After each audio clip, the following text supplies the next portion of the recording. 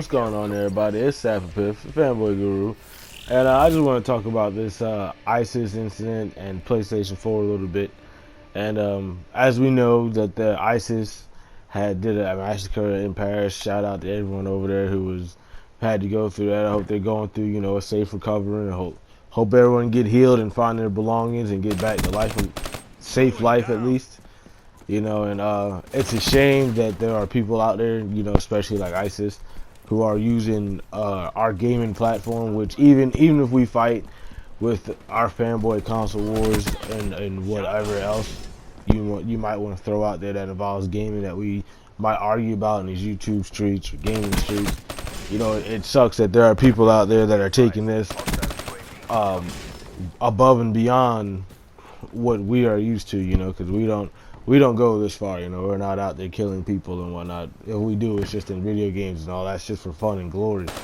Not like people, so some of these people didn't go home. Actually, people didn't go home. That's a more better statement. But it definitely does suck that ISIS is out there giving gamers again a bad name, because you got to think there are people out there like the boss from Nintendo.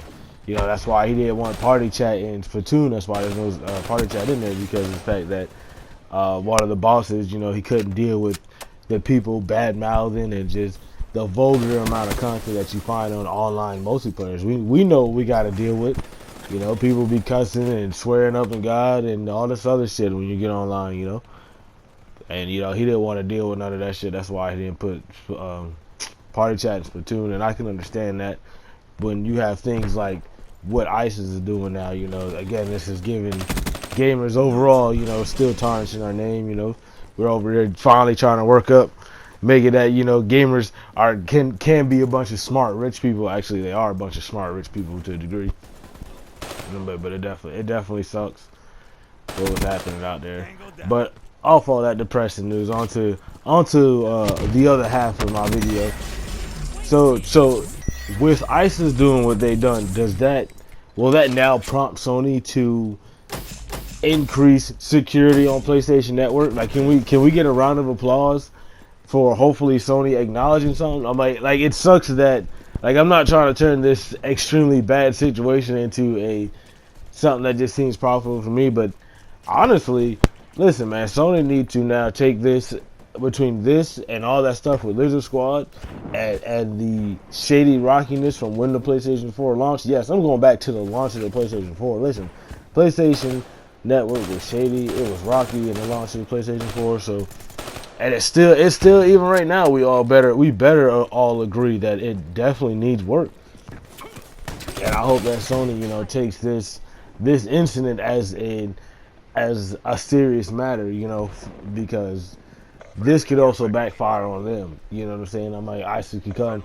I'm like, ISIS or any other kind of threat can also attack Asia or Japan. I don't know who'd be crazy enough to do that, but you see what I'm getting at. Like, it can definitely backfire on them as well, because when you have these big threats and little ass kids or little small threats like Lizard Squad saying that PlayStation Network is, as we all know, unsecured and very well not monetized at all, and hopefully, like I said, Sony takes this and they understand that we need to beef up PlayStation Network. We need to definitely change and put money into this whole network, because it is not where it needs to be.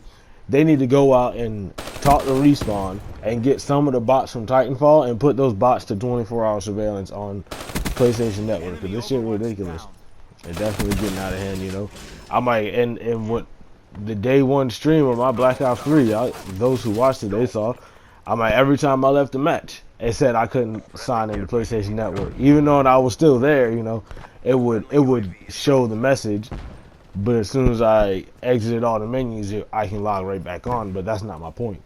The point is that there are plenty of examples, there are plenty of reasons, more than enough situations why Sony needs to just dig in their pockets, go into their bank accounts, take some of their children's college funds away, and put that shit in the PlayStation Network, because it definitely needs the infrastructure. It definitely needs the restructure. I guess that's the best words I'm looking for. because that's out of hand. Like I said, this is getting too far. But I'm rambling. I don't want to draw this video on too long. You guys have a good one. Thanks for watching. Appreciate y'all enjoying my video clip and dealing with me once again. And I'm SHAREfactory, and I'm logging out. Deuces.